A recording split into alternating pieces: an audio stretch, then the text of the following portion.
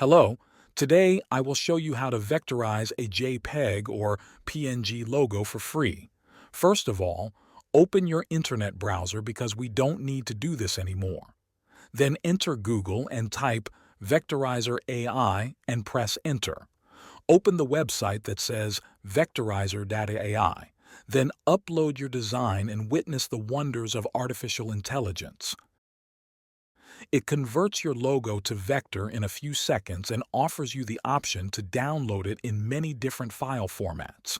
Moreover, it does all of this for free. Now you can size and color your logo as you like. I also recommend trying this AI for other visuals.